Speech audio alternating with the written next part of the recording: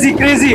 दादा ही बाईक कोणती मॉडेल आहे? ही आहे SD टाईप B म्हणतात त्याला आणि हा 1976 चा मॉडेल आहे. तुम्ही प्रोफेशनली काय करतात? मी प्रोफेशनली एक बिझनेसमॅन आहे. ही बाईक इतकी स्पेशल काय, हिस्ट्री काय? या गाडीला आता 50 वर्ष झाली. जेव्हा जावा SD मध्ये कन्वर्ट झाली तेव्हा 1973 ला ही सुरू झाली. याला टाईप B असं म्हणतात. हा 250cc सिंगल सिलेंडर इंजिन आहे आणि याला ट्विन एक्झॉस्ट दिलेला आहे. याचा जो साऊंड आहे जेव्हा तुमचं याला नॉकिंग येतं किंवा जेव्हा आरामात तुम्ही याला चालवतात त्याचा तो टक टक टक आपल्या कानावर येतो, तो एक वेगळाच एकदम असा मधुर आपण म्हणू शकतो तसा ट्यून याला. कलेक्शन केव्हापासून स्टार्ट झालं, काय आयडिया होती याच्या मागे?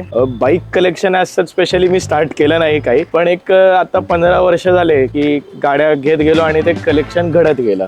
ओव्हरऑल 10-11 बाईक्स आतापर्यंत झाल्या आहेत आपल्याकडे. आपण डिस्कस केलं की 10 बाईक्स आहेत, 12 बाईक्स आहेत, टोटल खर्च किती गेला? हा जो प्रश्न आहे तो खूप छान आहे, पण एक सोपं उत्तर म्हणजे हौशेला मोल नसतो. पण हा की गाड्या खर्चिक आहे घेणं सुद्धा आणि मग यांना परत मेंटेन करणं त्याच्याहून जास्त अवघड होऊन जातं तुम्हाला. मेंटेनन्सची गोष्ट काढलीत आपण. बाईक लोक बोलतात की मेंटेनन्स खूप हेक्टिक असते, खूप टफ असते. तुमचं काय ओपिनियन याच्यावर? डिफिकल्ट आहे, येस. हेक्टिक नाही आहे, खर्चिक पार्शली आहे. जर तुम्ही गाडीला टाइमली त्याचं जे बेसिक मेंटेनन्स ठेवलं तर मेजर खर्चिक येणार नाही. जर पडून राहिल्या तर जेव्हा तुम्हाला स्पेअर्स येतील बदलणं तेव्हा डिफिकल्ट आणि खर्च दोन्ही येईल. आपण नेहमी पॉझिटिव्ह गोष्ट बघत असतो की बाईक कलेक्टर्सकडे इतकी बाईक्स आहेत, बट ते जनरली काय स्मॉल मिस्टेक्स करतात किंवा तुम्हाला काय वाटतं काय चुका होतात? सर्वात मेन मिस्टेक कलेक्टर्सची अशी आहे की माझ्याकडे विंटेज बाईक आहे म्हणजे मी कलेक्टर आहे हा मेंटॅलिटी काढा. तुमच्याकडे जी स्वतःची बाईक आहे त्याला मनावून जपा, तोच तुमचं कलेक्शन आहे. दादा मला याची राईड देणार का तुम्ही?